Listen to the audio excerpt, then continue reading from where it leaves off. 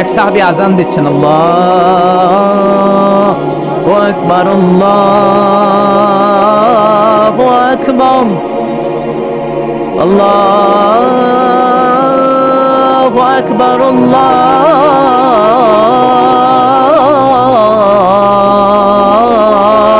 আকবার। এক সাহাবী সফরের মাঝখানে আজান দিচ্ছেন, তো ইহুদিটা পেছন থেকে মুখ ব্যাঙ্গাচ্ছে। ব্যঙ্গ করে না অনেকে? একজন যে কথাটা বললেন এটা একটু ঘুরাই বললে এটা কি বলে? ব্যঙ্গ করা। বাংলাদেশে কি বলেন এটা? এখানে কি বলেন?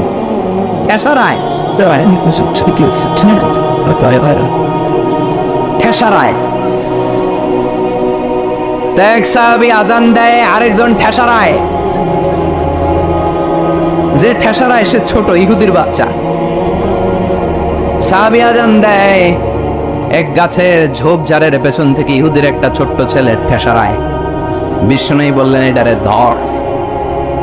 দুই সাহাবী ছোট্ট বাচ্চাটারে ধরে আনলেন। বিশ্বনবী ছোট্ট বাচ্চাটার মাথার চুলের ছুটির মধ্যে ধরলেন, চুলে সামনের এই জায়গা আছে না, এটা বলে নাসিয়া, এই নাসিয়ার মধ্যে ধরলেন।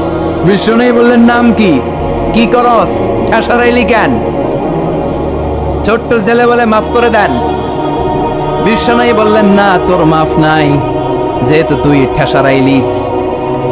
আমার সাহাবী যেমনি আজান দিছে তুইও দে। কয় আমি দিব না। কয় তুই দিবি না, তোর বাপে দিব, দে। ঠেসারাইলি কেন?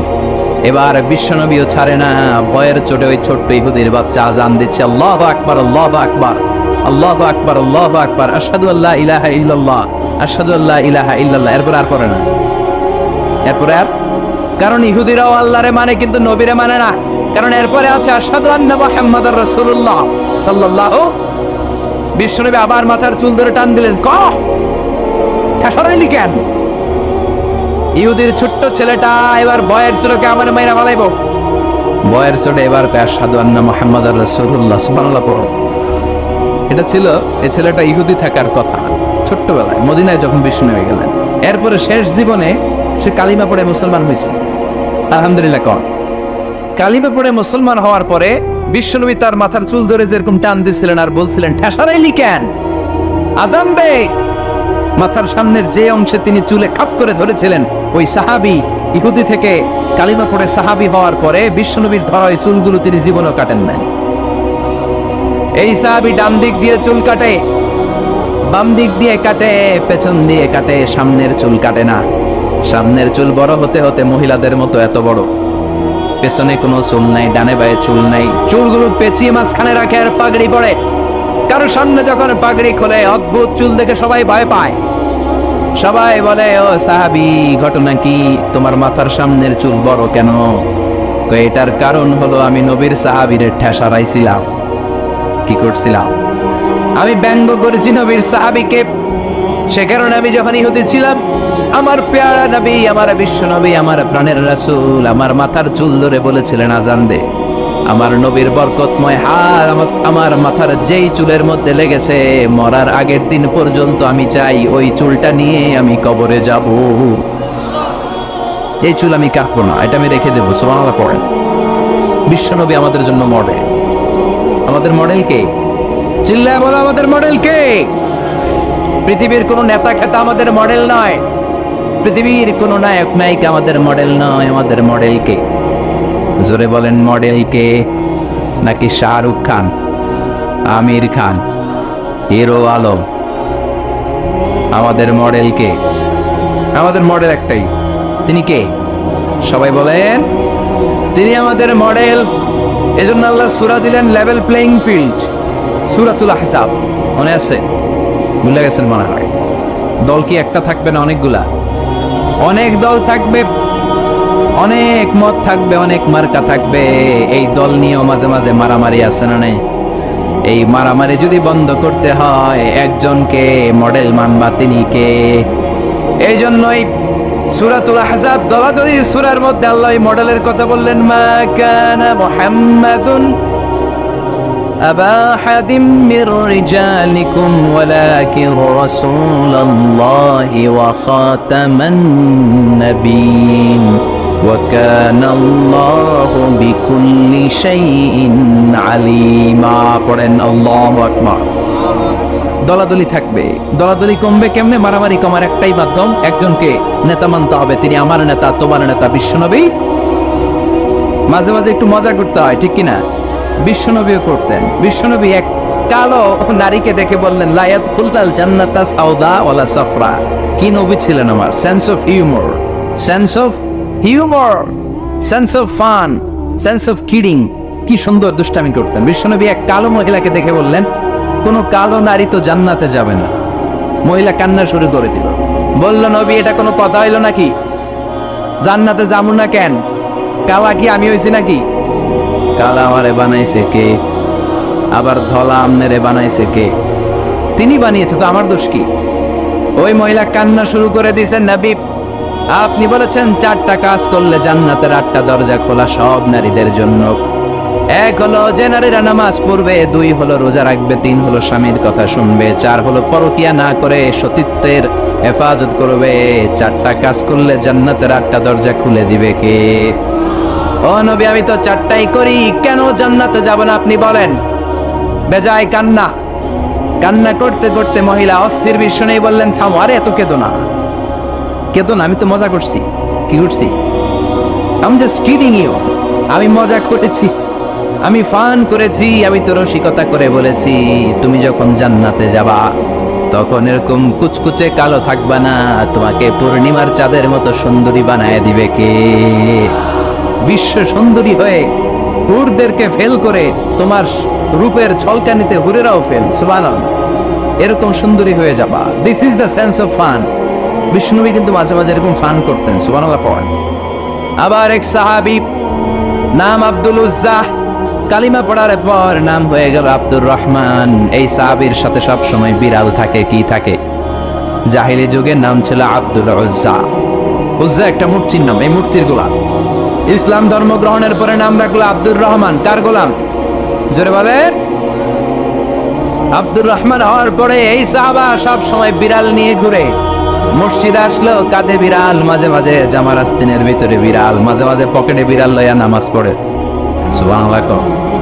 বিশ্বনবী একদিন মজা করে আব্দুর রহমান নামক ওই সাহাবীটারে ডাক দিয়ে বললেন, ও বিড়ালের বাবা, ইয়া আবা হুরাইরা, এ বিড়ালের বাবা। সুবহানাল্লাহ পড়ে।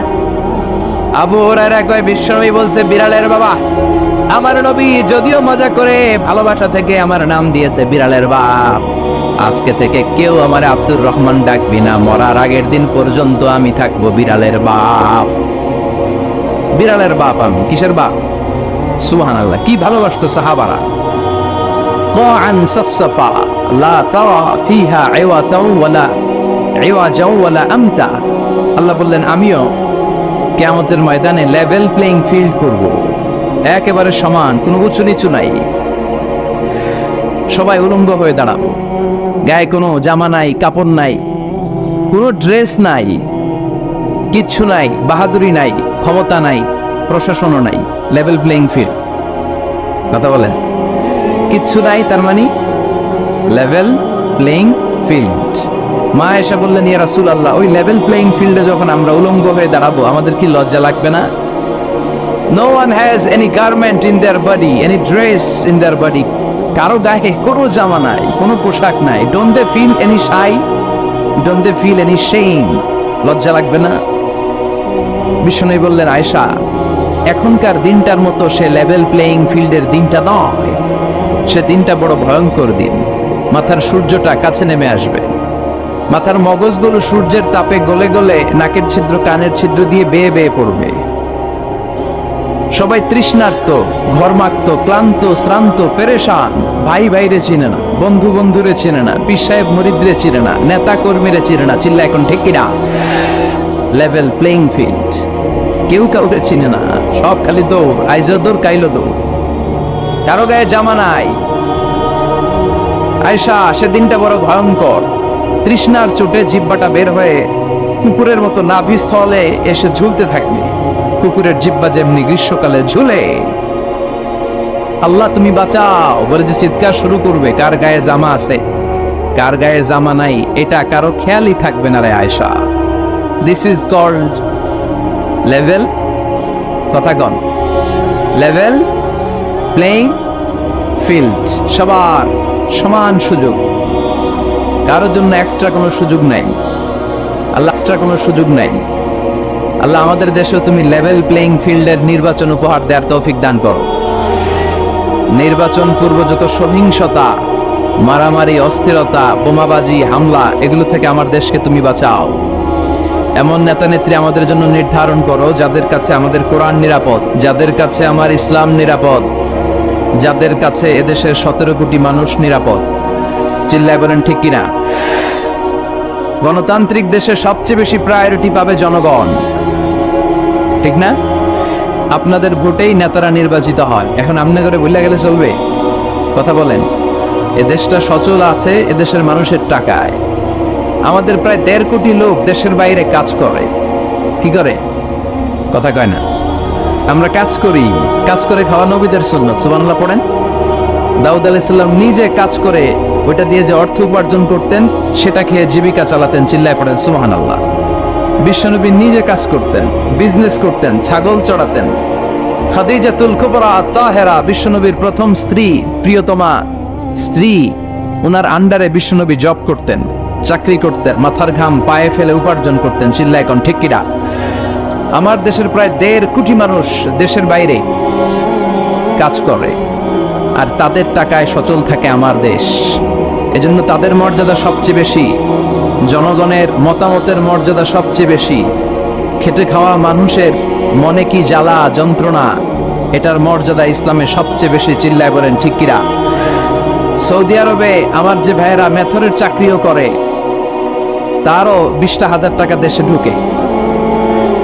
এজন্য নেতা নেত্রীরা যখন বলে দেশ সিঙ্গাপুর হয়ে যাবে, আমেরিকা হয়ে যাবে, তাদের মাথায় রাখা উচিত দেশটা কিন্তু সচল আছে।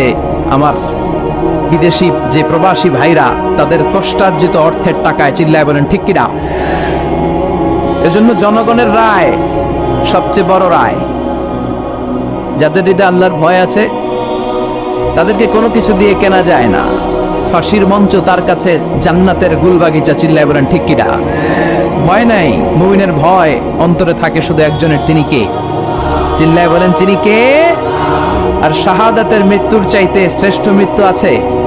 জোরে বলেন আছে? এজন্য বিশ্বনবী সবসময় আল্লাহর কাছে দোয়া করছেন, আল্লাহ আপনি আমাকে শাহাদাতের মৃত্যু দেন, আপনি আমাকে শহীদ হিসেবে কবুল করেন। বিশ্বনবীর কলিজার টুকরা সাহাবা ওমরে ফারুক দোয়া করতেন, আল্লাহ আপনি আমারে শহীদ বানান, নবীর দেশে আমারে মৃত্যু দেন। আল্লাহুম্মা রযুকনা শাহাদাতান ফি সাবিলিক ওয়াল মাউতা ফি বালাদি রাসূলিক। আল্লাহ আপনি আমাকে দিনের পথে শাহাদাতের মৃত্যু দেন, আপনার নবীর শহর মদিনার মধ্যে আমার মৃত্যু দেন। পড়েন আমিন। ওমরে ফারুককে শহীদ হিসেবে কবুল করেছে কে? আমাকে শহীদ করে সেই মিছিলে শামিল করে নিও, যে মিছিলের নেতা মীর হামজা।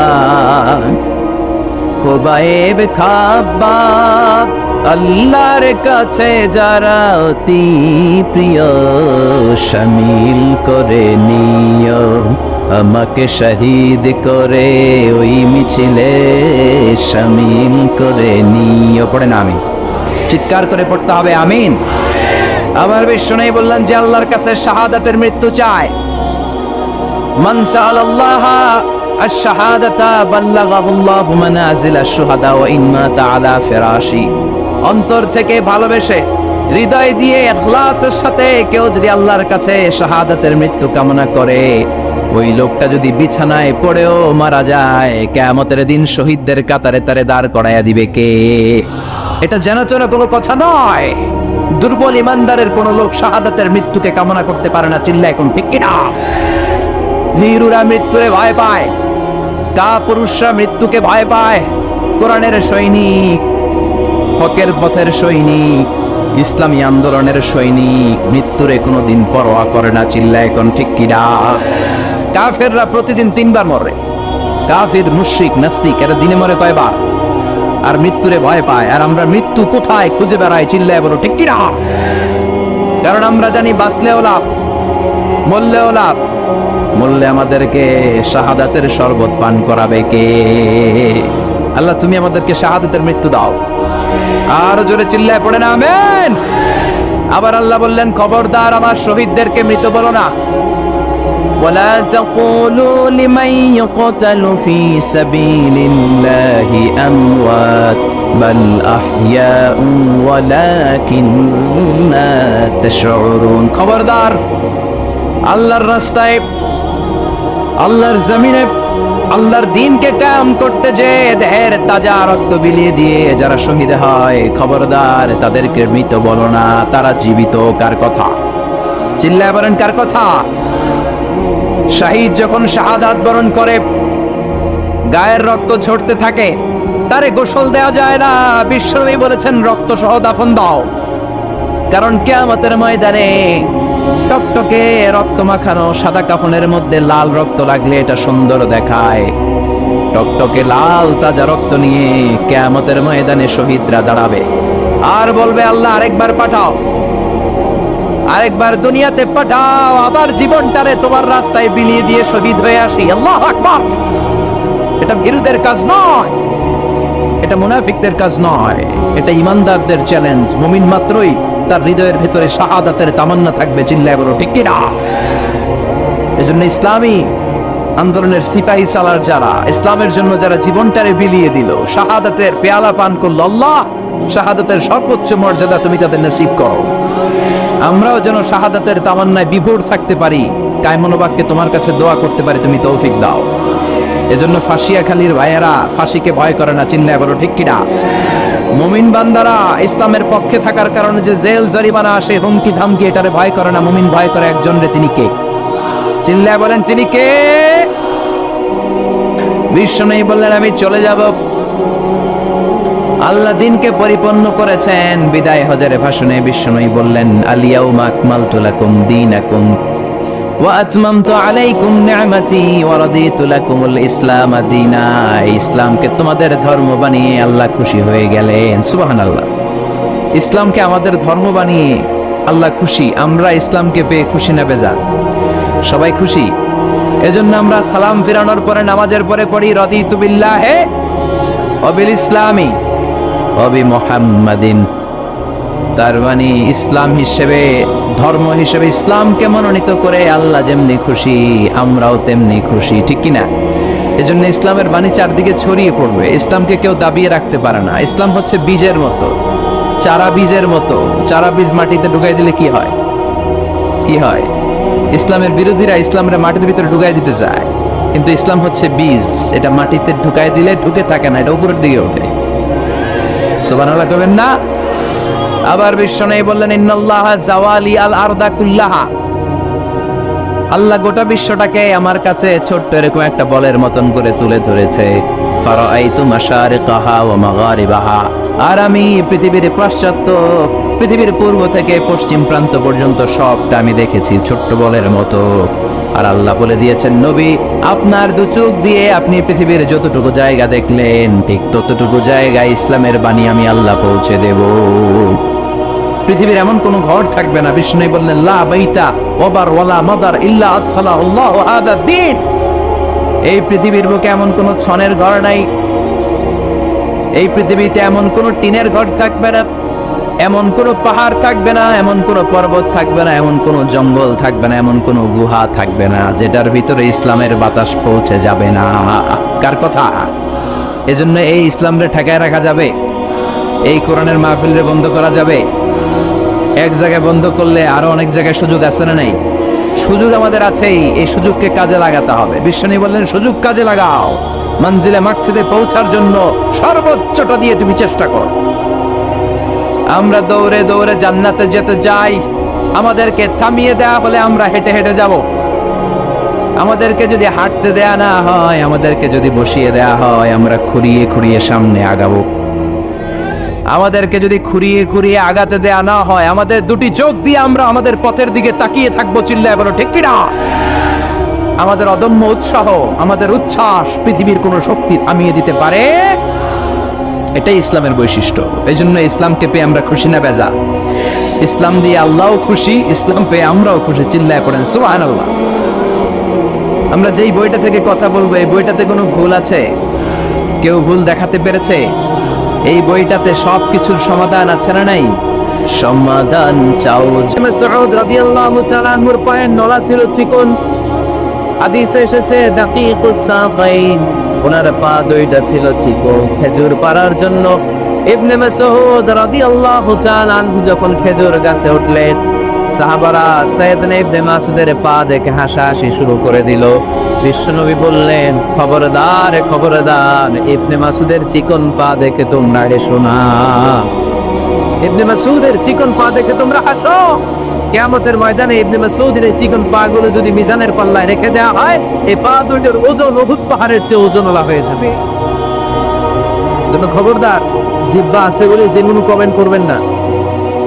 এই আবার কি হইছে দেখ, আওয়াজ কেন? হ্যাঁ, আর কি দেখবেন? এখন তো বিদায় নেবা, চুপ করার নেবা, থামেন। জিহ্বা আছে বলেই, জিহ্বা আছে বলেই যে কোনো ধরনের মন্তব্য করা যাবে না। আল্লাহর হাবিব সাল্লাল্লাহু আলাইহি ওয়াসাল্লাম বলেছেন, মাইয়াদমান লি মা বাইনা লিহিয়াইহি ওয়া মা বাইনা রিজলাইহি আদমাল্লাহুল জান্নাহ। ও আমার উম্মতেরা, তোমাদের মধ্যে থেকে কেউ যদি আমাকে দুইটা অঙ্গের গ্যারান্টি দেয়, কয়টা অঙ্গে? সবাই বলতে হবে কয়টা? আমার কোন উম্মত যদি আমাকে দুইটা অঙ্গের গ্যারান্টি দেয় যে তারা এই দুই অঙ্গের পাপ করবে না, আমি তাদেরকে জান্নাতের গ্যারান্টি দেই। এক নম্বরে মা বাইনা লিহিয়াইহি, দুই চোয়ালের মাঝখানে যা থাকে মানে জিহ্বা। আমার কোন উম্মত যদি আমার গ্যারান্টি দেয় জিহ্বা দিয়ে কোনো মিথ্যা বলবে না, কাউরে বাজে কথা বলবে না, ঠাট্টা বিদ্রূপ করবে না, জিহ্বা দিয়ে যে পাপ কাজগুলো হয় এগুলো করবে না, আর দুই রানের মাঝখানে যে অংশ আছে লজ্জাস্থান, এই দুইটা অঙ্গের গ্যারান্টি যদি আমার কোন উম্মত আমারে দেয়, আমি আমার ওই উম্মতকে জান্নাতের গ্যারান্টি দিয়ে দেব। ও খবরদার ফেনীবাসী, খবরদার। মন চাইলেই যা মনে চায় মুখ দিয়ে বলা যাবে। আমার রাসূল সাল্লাল্লাহু আলাইহি ওয়াসাল্লামের 11 জন স্ত্রী, এর মধ্যে একজন স্ত্রী ছিলেন একটু স্থূল আকৃতি, মানে মোটা। কি ছিলেন জানেন? ওই স্ত্রীর নাম কি? সফিয়া, না? সফিয়া বিনতে হুয়াই ইবনে আখতাব। উনি আল্লাহর হাবিব সাল্লাল্লাহু আলাইহি ওয়াসাল্লামের সব স্ত্রীদের মধ্য থেকে একটু স্থূলকার ছিলেন, একটু ফেটি ছিলেন, মোটা ছিলেন। আম্মা জান আয়েশা একবার ওনার প্রতি রেগে আল্লাহ রাসূল সাল্লাল্লাহু আলাইহি ওয়াসাল্লামের কাছে বিচার দিলেন যে আপনার মুটি বউ, মুটকি বউ। আল্লাহর হাবিব সাল্লাল্লাহু আলাইহি ওয়াসাল্লাম এই কথা শুনে রেগে গেলেন। আয়েশা, এটা তুমি কি বললা? তুমি সফিয়ারে মুটি বলে গালি দিলা। লাকাদ কুলতিলা কালিমাতান লাউ মুসিজাতু লা মাসাজাতিল বাহর। আয়েশা, তুমি এমন একটা কথা সফিয়ার শানে বলেছো, এই কথাটাকে যদি সাগরের মধ্যে ঢেলে দেওয়া হয়, এই কথাটার তিক্ততা আর পঙ্কিলতা পুরো সাগরের নীল পানিকে মুহূর্তে কালো করে দিবে। এজন্য খবরদার, জিহ্বা সামলান। সাহাবারা রাদিয়াল্লাহু তাআলা আনহু আজমাইন, ওনারা জিহ্বা ধরে মাঝে মাঝে জিহ্বার মধ্যে বাড়ি দিতেন আর কাঁপতেন আর বলতেন, জিহ্বা, তোর কারণে কিয়ামতের দিন আমরা আল্লাহর কাছে ধরা খেয়ে যাব। মুমিন চাইলেই এই মুখ দিয়ে যা মনে চায় বলতে পারে। তাহলে 4 নাম্বার গাইডলাইন হচ্ছে, কোনো বিশ্বাসী বান্দা কখনো অন্য বিশ্বাসী বান্দাকে ঠাট্টা বিদ্রূপ করতে পারবে। 5 নম্বরে আল্লাহ বললেন, ওয়ালা তালমিজু আনফুসাকুম, খবরদার অন্যের দোষ খুঁজবা না। ও আমার বিশ্বাসী বান্দারা, নিজের দোষ খোঁজো, অন্যের দোষ খোঁজো না। দেখেন, সমাজটারে শান্তিপূর্ণ বানানোর জন্য আল্লাহর পক্ষ থেকে কি সুন্দর মোরাল এন্ড এথিক্যাল ইনস্ট্রাকশনস, কি চমৎকার গাইডলাইন। অন্যকে ঠাট্টা করো না। ওয়ালা তালমিজু আনফুসাকুম, নেভার ডিফেম ইচ আদার, একে অপরের দোষ খোঁজো না, নিজের দোষ খোঁজো। কার দোষ খুঁজবেন? আরো জোরে বলতে হবে, কার দোষ খুঁজবেন? অন্যের দোষ খোঁজা যাবে? কিছু লোক আছে দেখবেন সারা দিন চায়ের দোকানে বসে, এই বাড়িতে এই সমস্যা, ওই বাড়িতে এই সমস্যা, ওই বাড়িতে এই সমস্যা, তোর বাড়িতে কি সমস্যা? কিছু লোক আছে এই হুজুরের এইটা খারাপ, এই হুজুরের ওইটা ভালো না, এইটা খারাপ, এইটা সমস্যা, এটা সমস্যা। তোর কি সমস্যা? তোর সমস্যা তুই খুঁজে বের কর, নিজের সমস্যা খুঁজে বের কর। যে নিজে নিজের সমালোচনা করতে পারে সেই সর্বাপেক্ষা বুদ্ধিমান। এজন্য খবরদার আমার কলিজার টুকরা যুবক ভাইয়েরা, কখনো কাউকে ব্যঙ্গ করে, বিদ্রূপ করে, ছোট করে কোনো মন্তব্য করা যাবে না। কখনো অন্যের দোষ খোঁজা যাবে না। দোষ আমরা খুঁজবো, নিজের দোষ। ঠিক কিনা? দোষ আমরা খুঁজবো, কার দোষ? চিল্লায় বলতে হবে কার দোষ। নিজের দোষ খুঁজতে হবে। যারা নিচু মনের মানুষ, এরা মানুষের দোষ নিয়ে কথা বলে। Small people talk about people, average people talk about things and stories, and great people talk about ideas. যারা নিচু মনের মানুষ, এরা মানুষের দোষ নিয়ে কথা বলে। যারা মাঝারি ধরনের মানুষ, এরা এলাকার ঘটনা টটনা বিভিন্ন বিষয় নিয়ে কথা বলে। আর যারা বড় মনের মানুষ, এরা আইডিয়া নিয়ে কথা বলে। তারা তাদের আইডিয়াকে কাজে লাগিয়ে সমাজস্থানে পাল্টে দিতে চায়। যুগ জামানা পাল্টে দিতে চাই না অনেকজন, এক মানুষই আনতে পারে জাতির জাগরণ। এক মানুষই বিপদকালে বাঁচায় কাফেলায়, ক্ষুদ্র ডিঙি বাঁচায় জাহাজ অসীম দরিয়ায়। এজন্য নিজেকে শুধরাতে হবে। ওয়ালা তালমিজু আনফুসাকুম, অন্যের দোষ খুঁজো না, নিজের দোষ খুঁজো। তাহলে ফেনীবাসীরা, এই হোক আমাদের স্লোগান, আমরা নিজেদের দোষ খুঁজবো বেশি, অন্য কারো দোষ কখনো খুঁজবো। আপনি নিজে ঠিক হয়ে যান, দুনিয়া এমনি ঠিক হয়ে যাবে। নিজে ঠিক তো দুনিয়া ঠিক। নিজেকে শুধরান। অন্যের দোষ দেখে তো আমার লাভ নাই। ও কি করছে এটা ও জবাব দিবে। আমি কি করেছি আল্লাহর সুপ্রিম কোর্টের কাঠ ধরায় সেদিন আমাকে জবাব দিতে হবে। চিল্লায় বলো ঠিক কিনা? এজন্য অন্যের দোষ যেন আমরা না খুঁজি, নিজেকে যেন পরিবর্তন করি। পরিবর্তন করতে রাজি আছি তো সবাই? পরিবর্তনের অগ্রনায়ক হতে রাজি আছি তো সবাই? সিদ্ধান্ত নিতে হবে, শক্ত সিদ্ধান্ত। দাঁড়াতে হবে, সৈনিকের মতো দাঁড়াতে হবে। ঠিক কিনা? আধারে ভয় পেও না, আলো আছে আড়ালে, অন্ধকার পালিয়ে যাবে তুমি উঠে দাঁড়ালে। নিজেকে দাঁড়াতে হবে, নিজের সাথে নিজের শক্ত বোঝাপড়া করতে হবে। অন্যের দোষ খোঁজার সময় আমাদের নাই। চিল্লায় বলো ঠিক কিনা? দোষ খোঁজা যাবে না, নিজের দোষ নিজের আমরা খুঁজবো। বসেন বসেন। কি ঢুকছে এখানে? হ্যাঁ, সাপ। সাপ, এটা সাপ। সাপ সাপ ও শুনতে আসে।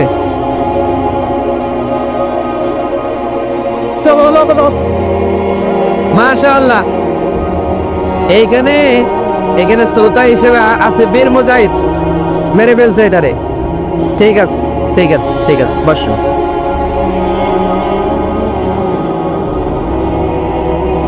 এখনো কথা বাকি, বসেন। একটা আওয়াজ হবে না, একটা আওয়াজ হবে না। আবার আওয়াজ হয় এখানে। তাহলে ফেনীর ভাইয়া, অন্যের দোষ খুঁজবে না, নিজের দোষ খোঁজা যাবে? যাবে যাবে? ক্লান্ত হয়ে গেছেন? কষ্ট হচ্ছে? তারপরে 7 নম্বরে আল্লাহ বললেন, ওয়ালা তানাবাজু বিল আলকাব, ওয়ালা তানাবাজু বিল আলকাব। এই ছেলেরা, আমি এখনই উঠে যাব, বিদায় নিচ্ছি। বসো, বসেন ভাই, বসে। এগুলো অনেক জরুরি কথা, মনোযোগ দিয়ে শুনেন। ওয়ালা তানাবাজু বিল আলকাব, মানুষকে মন্দ নামে ডেকো না। আমরা অনেকের নাম চেঞ্জ করে ডাকি, আছে না নাই? না, আমার কলিজার টুকরা ফেনীর ভাইয়েরা, আজ থেকে কখনো কারোর নাম চেঞ্জ করে আমরা ডাকবো না। যে নামে তাকে ডাকলে সে খুশি, আমরা ওই নামে ডাকবো। পারবো তো? কারণ প্রত্যেকের নামটা প্রত্যেকের কাছে বড্ড দামি, প্রত্যেকের নামটা প্রত্যেকের কাছে বড্ড প্রিয়। আপনার নাম কি? লিটন ভাই।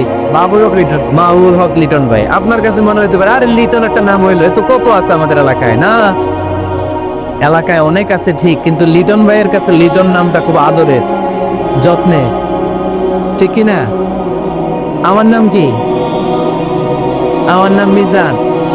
আরে মিজান একটা নাম হইলো নাকি? কত নাম আছে মিজান, এলাকার সিপাই পয়রাস। এটা ঠিক, অনেক নাম আছে মিজান নামে, কিন্তু যেহেতু এটা আমার নাম, আমার কাছে এই নামটা বড় দরদের, বড় যত্নের, বড় আদরের। কারণ এই নামটা আমার পরিচয় বহন করে। ভাইয়ের নাম কি? স্বপন। স্বপন ভাই এলাকায় অনেক আছে না? তো সিম্পল একটা নাম, কিন্তু না, স্বপন মিয়াজি ভাইয়ের কাছে এটা